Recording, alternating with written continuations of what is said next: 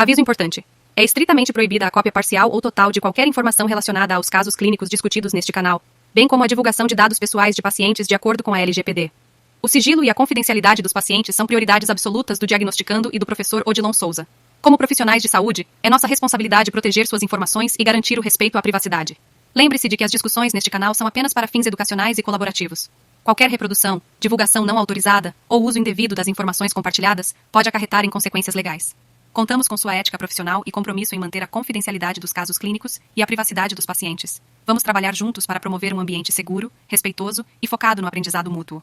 Agradecemos sua compreensão e colaboração nesse importante assunto. Bem-vindos ao Diagnosticando.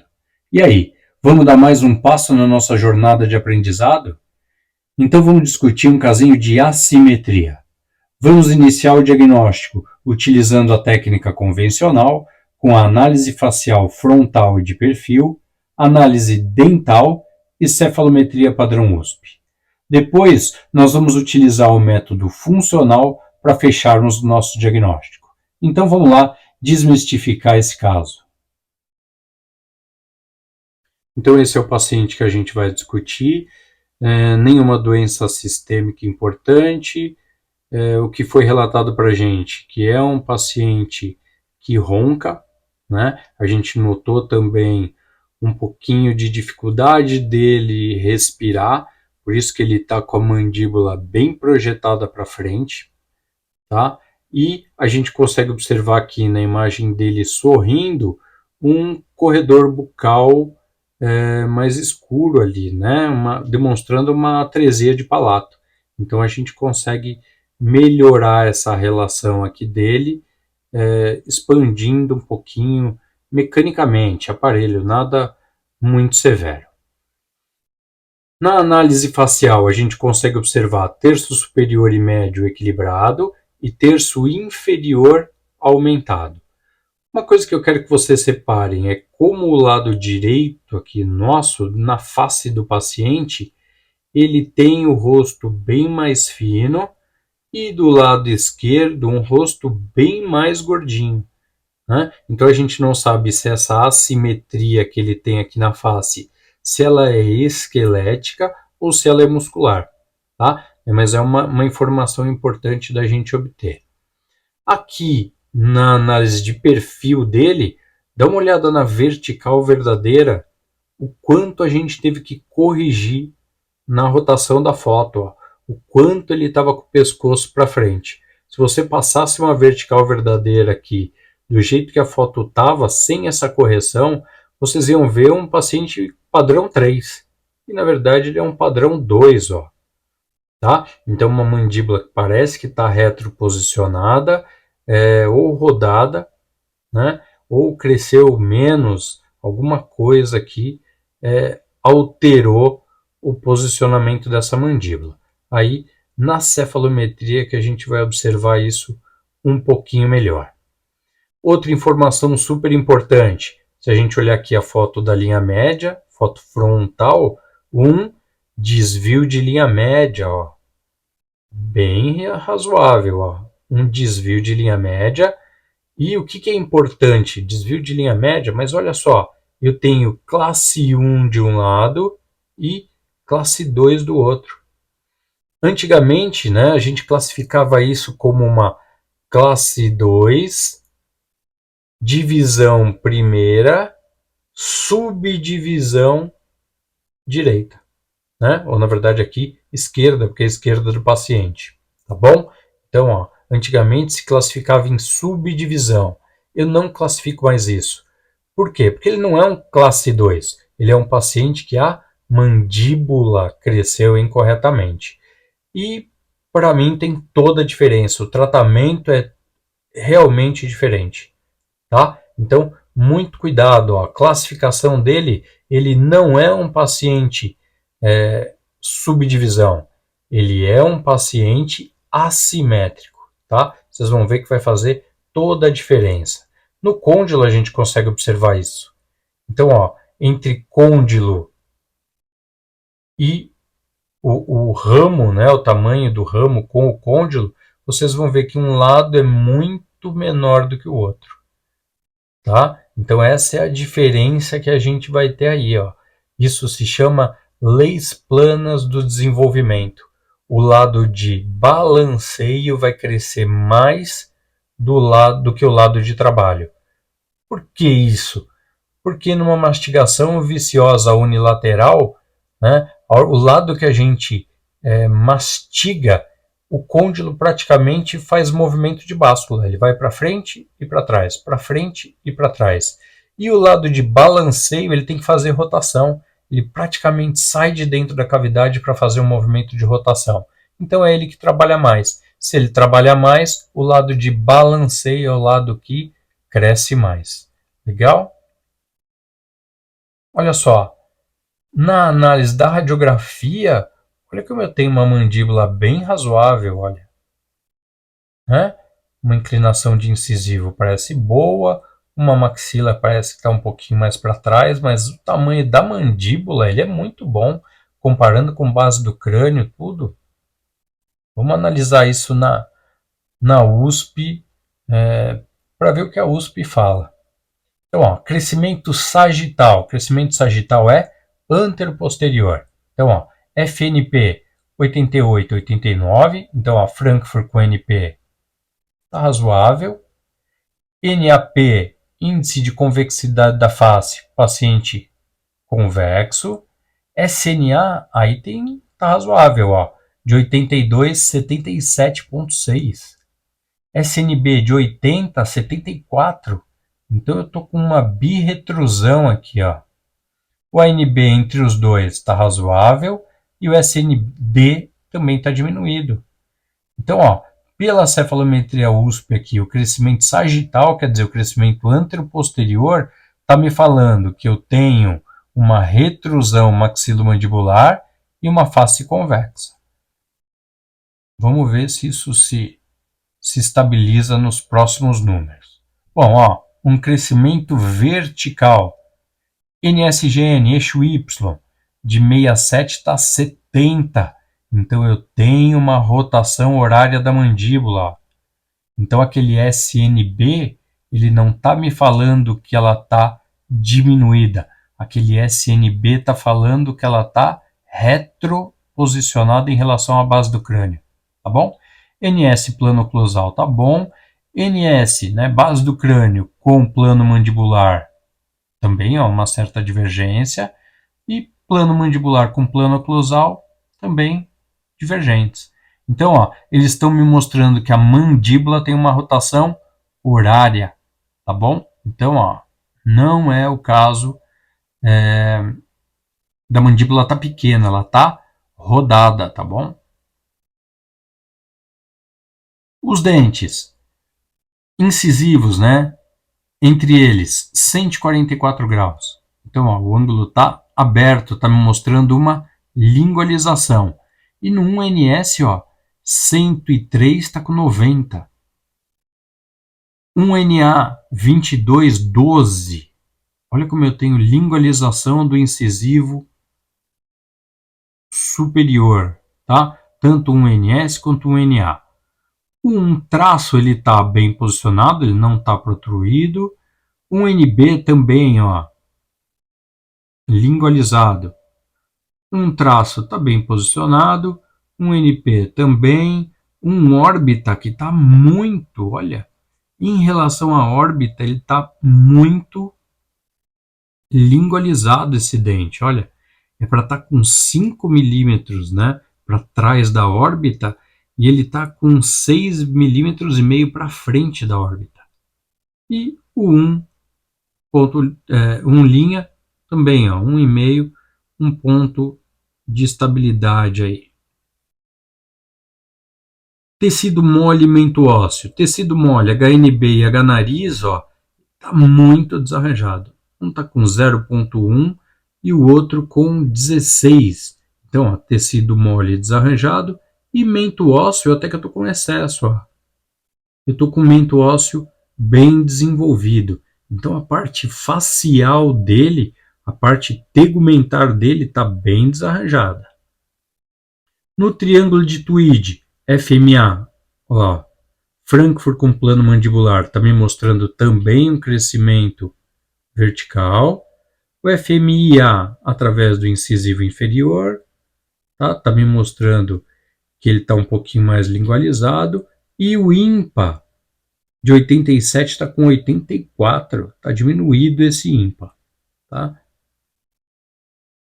Na nossa cefalometria, a gente vai medir o ângulo goníaco inferior, o ímpar e o 1.ns.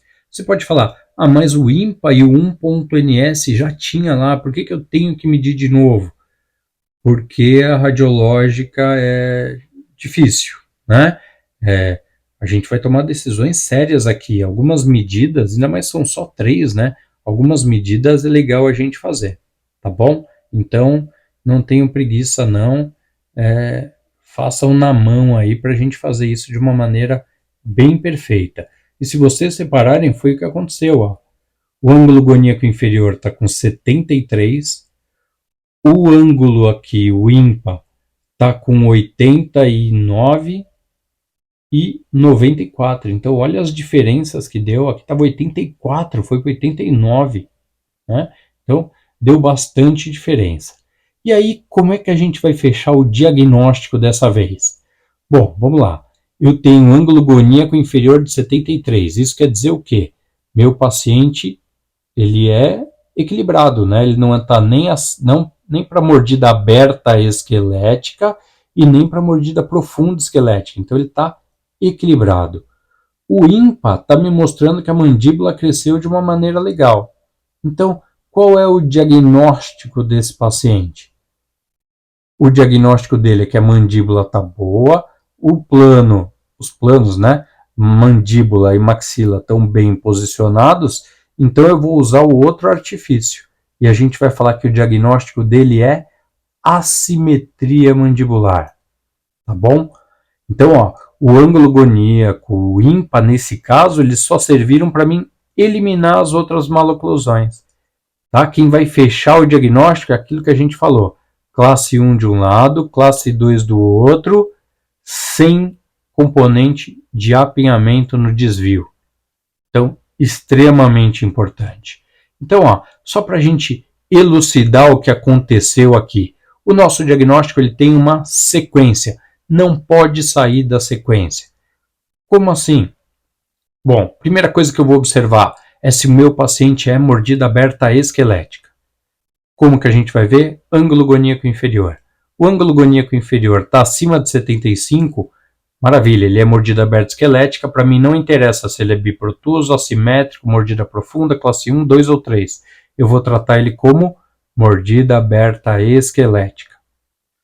Ah não, o ângulo goníaco inferior não deu mordida aberta esquelética. Está abaixo de 75. Eu vou olhar se ele é biprotuso. Esse paciente é biprotuso? Sim, ele é biprotuso. Então, se ele é biprotuso, não interessa se ele é assimétrico, mordida profunda, classe 1, 2 ou 3. Certo? Não, ele não é biprotuso. Eu vou ver se ele é assimétrico. Que foi o que aconteceu. Então, olha lá. Ele é assimétrico? É assimétrico. Então, não interessa se ele é mordida profunda, classe 1, 2 ou 3. Tá? Na verdade, a gente viu que ele é classe 1 de um lado e classe 2 do outro. Mas estaria errado eu classificar ele como classe 1 ou como classe 2, porque ele é assimétrico, tá bom? Então, por isso que eu falei, dá toda a diferença na hora do tratamento se eu classifico esse paciente como assimétrico. Legal? Então, olha só, o que é esse paciente assimétrico? Esse paciente assimétrico, ele tem um desvio de linha média inferior, tá? Então, vocês vão olhar, ele tem um desvio de linha média, e eu vou observar que ele é classe 1 de um lado e classe 2 do outro.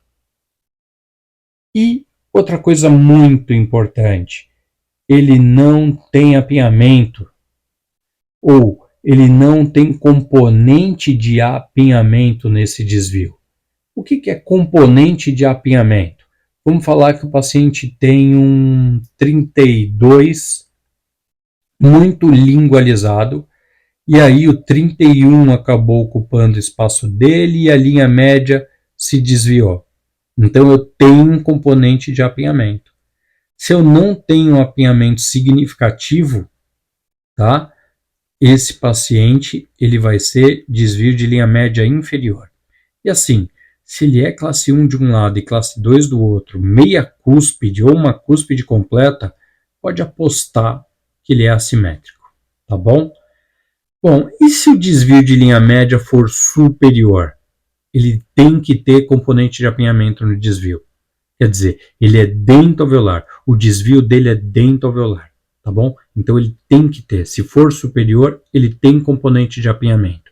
Se ele for inferior, classe 1 de um lado, classe 2 do outro, sem componente de apinhamento no desvio, tá bom? Ele pode ter apinhamento, como esse paciente tinha, mas não era esse apinhamento que estava fazendo o desvio, tá bom? E o tratamento? Bom, eu posso usar um elástico de classe 2 nesse lado de classe 2? Ou eu posso fazer extração superior do lado de classe 2? Ou eu posso distalizar nesse lado de classe 2? Então, eu vou fazer o que com essas três mecânicas? Distalizar todo o lado classe 2 até chegar na classe 1, e aí consigo classe 1 de um lado e classe 1 do outro. Só que qual é o problema? Se o desvio é inferior, qualquer mecânica de classe 2 aqui não vai dar certo. Você vai desviar a linha superior, tá? Outra opção, extração de um premolar superior do lado de classe 2 e extração de um premolar superior e um inferior do lado da classe 1. Vamos lá. E a outra opção, um propulsor mandibular. Então, como eu já adiantei, qualquer movimento do lado de classe 2 vai causar um desvio de linha média superior, porque você está mexendo no lugar errado. O paciente ele tem um problema na mandíbula, a mandíbula dele que cresceu errado. Se você tentar corrigir no superior, você está corrigindo do lado errado. Tá? Se vocês olharem o caso do Tom Cruise, foi isso que aconteceu. Tá? Dá para ver em algumas fotos, ele tem um molar, ele tem um pré e o canino dele tá bonitão lá em classe 1. Então ele ficou classe 1 dos dois lados canina, só que com desvio de linha média superior. Tá? E um desvio bem razoável. Então, não, o problema dele não é na maxila, o problema dele é na mandíbula. Então a gente tem que tratar na mandíbula. Propulsor mandibular é um tratamento bem plausível. Tá? Se você tiver o paciente ali 14, 15 anos, dá para a gente usar o propulsor mandibular, né? Faço esse lado que está sendo menos estimulado, que seria o lado de mastigação desse paciente, trabalhar mais, e aí eu consigo regularizar, tá bom? E se eu instruir só o paciente a mastigar só de um lado, vai dar certo? Não. Tá? Então tem que ser um tratamento. Aparelho ortopédico dá certo? Se for criança, vai. Se for adolescente, é muita colaboração do paciente, tá bom? No caso, tenta. Se não der, vamos para as exodontias. Puxa, mas é difícil propor exodontia? Nesse caso é. Por quê? O paciente ele não está vendo aquele componente de apinhamento, né?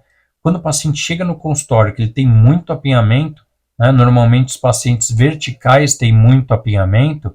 Então, quando esse paciente tem muito apinhamento, é muito fácil de propor exo. Para esse paciente não vai ser, tá? Não vai ter como. Então, conversa, estuda o caso, explica para ele o que vai dar certo, o que vai dar errado, vai aumentar a inclinação de incisivo, inferior, vai dar um monte de problema, uma mecânica muito complexa, e aí vai explicando para o paciente. Eu acho que todo caso de exodontia que eu começo a explicar para os meus pacientes os contras de não extrair, normalmente eles extraem, tá bom? Então, tenta. O caso mais fácil é quando o paciente já usou o aparelho e recidivou tudo. Aí ele vem já, pô, doutor, agora que você falou das extrações faz todo sentido, isso que você me explicou faz sentido, e aí ele tira com mais facilidade, tá bom? Então, olha só, deixa eu explicar mais ou menos como que a gente vai fazer. Então, o importante vai ser a guia canina, ó. Então, o que nós vamos fazer? Vamos tirar aqui, por exemplo, o 44, pego esse canino, vou levando ele para distal, e conforme eu vou levando ele para distal, eu vou acertar a linha média aqui na foto frontal, ó, eu vou acertar a linha média na face do meu paciente. A hora que eu acertei a linha média na face do meu paciente, eu vou causar o quê? Classe 2 de um lado e classe 2 do outro. Classe 2 dos dois lados, vamos falar assim, criei o trespasse, eu tenho um problema de maxila. Problema de maxila, vou manter os prés bonitinho e vou tirar aqui, ó, o 14 e o 24. Retraio, achei classe 1 canina, mesializo os dentes posteriores. Sempre vai ser essa a mecânica, tá? Nosso mais importante, o nosso foco do tratamento é guia anterior, guia canina e oclusão nas cúspides de trabalho, as chamadas VIPs, né? Então esse é o nosso foco, tá bom? Então é isso que a gente vai procurar sempre. Achei isso, mesialização de dente posterior, tá bom? Sem problema nenhum. Sequência mecânica. Sempre, dica clínica, vai facilitar muito a vida de vocês. Exodontia antes de montar o aparelho. Montei o aparelho, sequência de fios a mesma, ó, 14, 16 no mesmo slot, junto com o 14, então 16 de molar a molar, né, de segundo molar a segundo molar, o 14 só até segundo pré. O que eu estou fazendo? Preenchendo o meu slot horizontalmente, já preparando para dar um salto, ó. Já vou para o fio 17 por 25 e depois 19 por 25 na ETAI. Cheguei nos fios retangulares, aí sim que eu vou fazer mecânica. Ó. Correção de linha média inferior na face do paciente. Corrigi a inferior na face do paciente, faço a retração do superior, né, no fio de aço 19 por 25 até classe 1 canina. Achei classe 1 canina, mesialização dos dentes posteriores para fechar o espaço remanescente. Tá? Então essa é sempre a mesma sequência mecânica. Essa é a parte legal. Tá bom? Rápido, mas eu acho que é um casinho a mais para a gente vendo aí, para ir degrau por degrau. Né? Eu acho que é o importante a gente ir acumulando e entendendo qual é a mecânica que a gente está fazendo. Dúvidas, entre em contato, anota aí embaixo, manda para a gente no privado, vê como você quer fazer, não fique com dúvidas, comece a entender os casos. Se quiser enviar um caso para mim, se a gente expor, né, se a gente montar ele e expor assim, também fica bem legal, tá? Vale a pena sempre a gente analisar isso, tá bom? Muito obrigado até agora